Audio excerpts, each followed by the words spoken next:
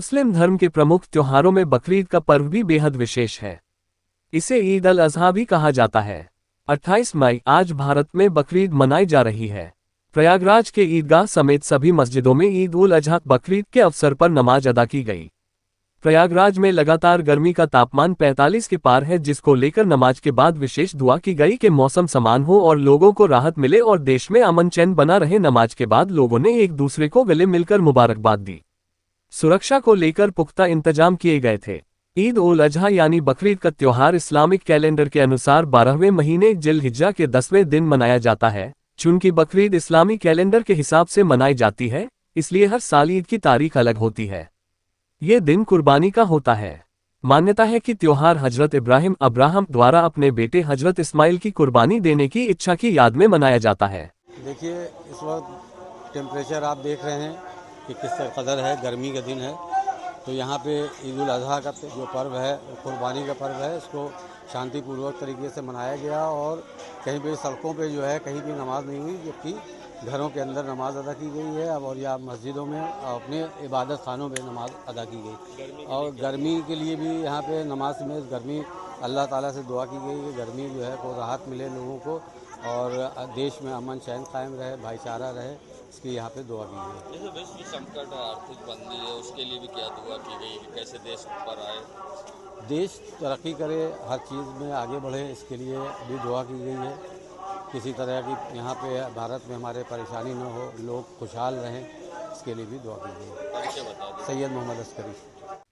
मुस्लिम समुदाय के लोग इस दिन अपनी हैसियत के अनुसार कुर्बानी देते हैं और जरूरतमंदों और गरीबों में बांटते हैं। कुर्बानी के हिस्सों को 3 भागों में बांटा जाता है।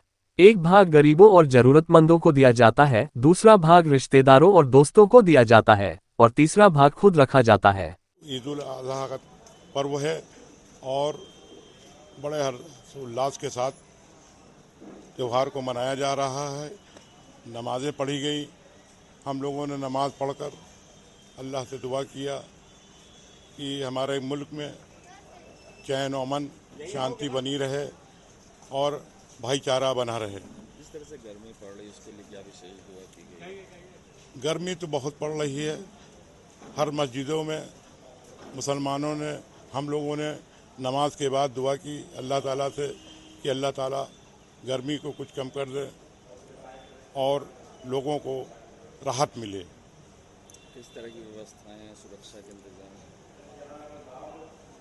यहाँ पर प्रयागराज में शासन प्रशासन द्वारा बहुत अच्छा इंतजाम है। साफ़ सफाई, बिजली थोड़ी दिक्कत है, लेकिन फिर भी मिल रही है और काम चल रहा है। कुर्बानी हो रही है, बहुत अच्छी तरीके से हो रही है और शासन प्रशासन बहुत चुस्त है, दुरुस्त है। अधिकारी सड़कों पे टहल रहे हैं, देख रहे हैं। अनीस अहमद, वरिष्ठ पूर्व पार्षद। ये त्योहार गरीबों और जरूरतमंदों की मदद करने और समाज में भाईचारे और सद्भावना को बढ़ावा देने की प्रेरणा देता है।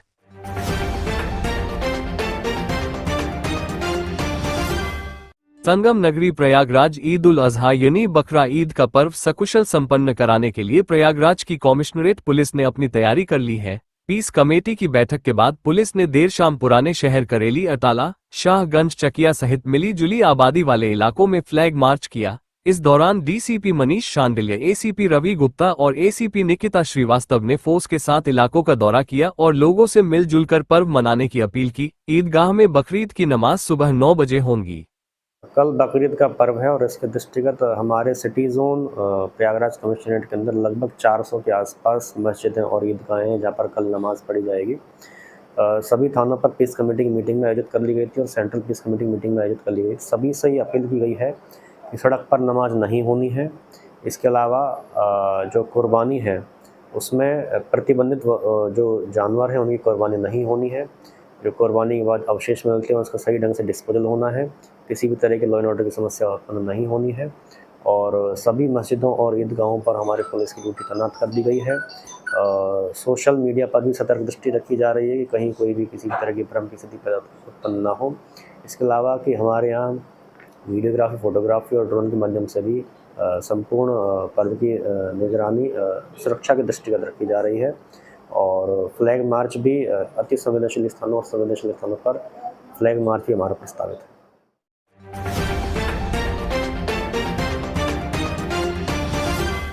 पूरब की ऑक्सफोर्ड कही जाने वाली इलाहाबाद यूनिवर्सिटी के संगीत विभाग के द्वारा पद्म भूषण समता प्रसाद गुदई महाराज की याद में एक कार्यक्रम का आयोजन किया जा रहा है। ये कार्यक्रम 31 मई को एनसीजेडसीसी में आयोजित किया जाएगा, जिसकी तैयारी इलाहाबाद विश्वविद्यालय के संगीत विभाग में जोरों पर है। प्रोफेसर रेणु जौहरी ने मीडिया से बात करते हुए बताया कि पद्म भूषण पंडित समता प्रसाद गुदई महाराज जी की 32वीं पुण्यतिथि तबला दिवस के रूप में मनाया जा रहा है, जिसमें देश के कोने कोने से तबला में महारत हासिल करने वाले लोग शामिल होंगे और इलाहाबाद विश्वविद्यालय के संगीत विभाग के छात्र भी अपना हुनर दिखाएंगे, जिन्हें सम्मानित किया जाएगा।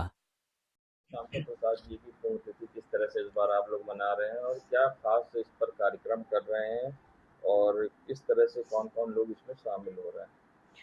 पद्म भूषण पंडित समता प्रसाद उर्फ गुदई महाराज जी की पुण्यतिथि के उपलक्ष्य में 32वीं पुण्यतिथि के उपलक्ष्य में इस बार तबला दिवस का आयोजन 31 मई 2026 को किया जा रहा है और तबला दिवस का आयोजन 31 मई 2014 से निरंतर किया जा रहा है। ये कार्यक्रम पद्म भूषण पंडित समता प्रसाद ट्रस्ट ऑफ तबला प्रयागराज तथा संगीत एवं प्रदर्शन कला विभाग इलाहाबाद विश्वविद्यालय इलाहाबाद तथा उत्तर मध्य सांस्कृतिक केंद्र प्रयागराज के संयुक्त तत्वावधान में आयोजित हो रहा है। कार्यक्रम का उद्देश्य भारतीय शास्त्रीय संगीत विशेषकर तबला वादन की समृद्ध परंपरा को नई पीढ़ी तक पहुंचाना है तथा महान कलाकारों को श्रद्धांजलि अर्पित करना है। इसमें व्याख्यान, संगीत प्रस्तुतियां, सम्मान समारोह तथा विद्वानों एवं कलाकारों का संवाद शामिल रहेगा। कौन इसमें मुख्य अतिथि होंगे? इस समारोह में देश के प्रतिष्ठित तबला व संगीत कलाकार भाग ले रहे हैं। विशेष रूप से प्रख्यात तबला वादक बंग भूषण पंडित आनंदो चटर्जी कोलकाता से, इनकी उपस्थिति कार्यक्रम का मुख्य आकर्षण रहेगी। आपके शिष्य श्री सिद्धि विनायक पैठणकर पुणे से आ रहे हैं, वो भी अपना तबला वादन प्रस्तुत करेंगे और उनकी विशेषता है वो दोनों हाथों से इक्वली तबला वादन करते हैं। और गायन के कलाकार डॉक्टर इंद्रेश मिश्र दिल्ली से आकर अपनी कला का प्रदर्शन करेंगे। इसके अतिरिक्त विभाग के शोध छात्र छात्राएं कुल गीत का गायन वादन करेंगे। छात्रा संस्कृति केसरवानी सेमी क्लासिकल गीत पर नृत्य के माध्यम से श्रद्धांजलि अर्पित करेंगी और इस प्रकार विभिन्न घरानों के कलाकार, संगीतज्ञ, विद्वान, शोधार्थी एवं युवा अपनी सहभागिता देंगे।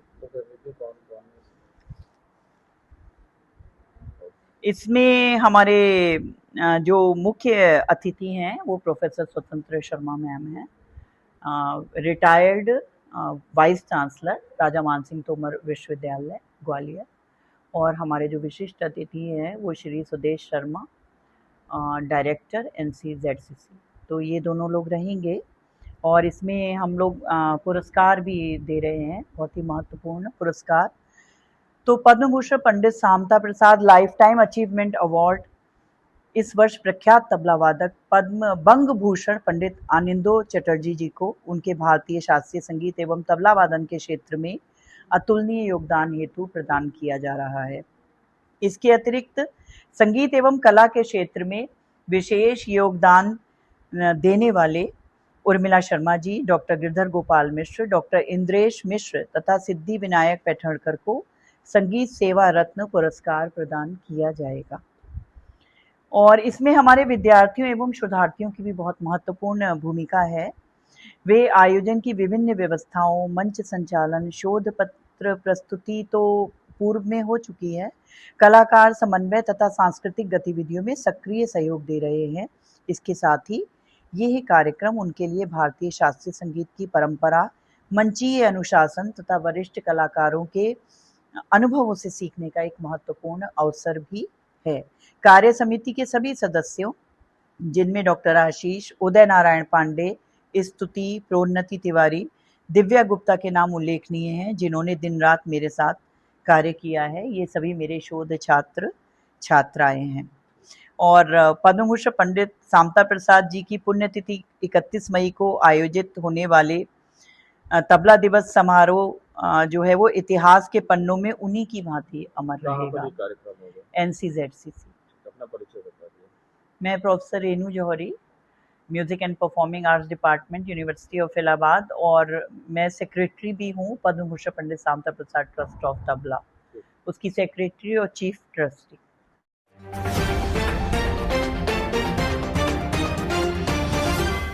इलाहाबाद हाईकोर्ट बार एसोसिएशन ने कई अधिवक्ताओं पर की बड़ी कार्रवाई, वही आम सभा में आज लिया बड़ा फैसला। 27 मई 2026 को इलाहाबाद हाईकोर्ट लाइब्रेरी हॉल में आयोजित आम सभा में बार एसोसिएशन ने ध्वनिमत से अधिवक्ता रितेश श्रीवास्तव और उनके 4 सहयोगियों के यादव, दीपक शुक्ला, विवेक कुमार पाल और अनुज कुमार सेन को बार एसोसिएशन की सदस्यता से निष्कासित करने का प्रस्ताव पारित किया। बैठक की अध्यक्षता वरिष्ठ अधिवक्ता और बार अध्यक्ष राकेश पांडे बबुआ ने की, जबकि संचालन महासचिव अखिलेश कुमार शर्मा ने किया। आम सभा में ये भी निर्णय लिया गया कि संबंधित अधिवक्ताओं के नाम एडवोकेट रोल और चैम्बर आवंटन सूची से हटाए जाएंगे। साथ ही अध्यक्ष और महासचिव को यह अधिकार दिया गया है कि उनके अन्य सहयोगियों की पहचान कर उनके खिलाफ भी उचित कार्रवाई की जाए। इस फैसले के बाद इलाहाबाद हाईकोर्ट बार एसोसिएशन के भीतर हलचल तेज हो गई है और कानूनी गलियारों में इस कार्रवाई की व्यापक चर्चा हो रही है। बार की मर्यादा को भंग कर रहे हैं, बार के पदाधिकारियों को गाली दे रहे हैं, इनके खिलाफ उचित एक्शन होना चाहिए। यदि आम सभा तैयार है तो हम इनको तुरंत एक्सपेल करें।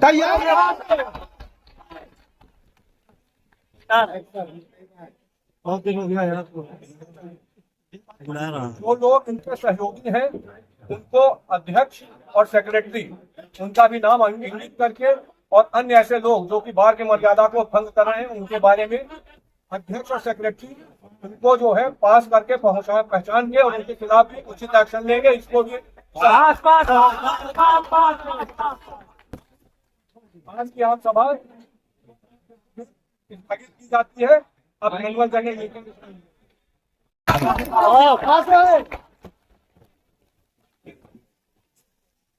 राजनीति शुक्ला को जो 2 लाख रुपया दिया गया है उसका एक्सपेंसेस को हम लोग सर्वसम्मति से अप्रूव करते हैं।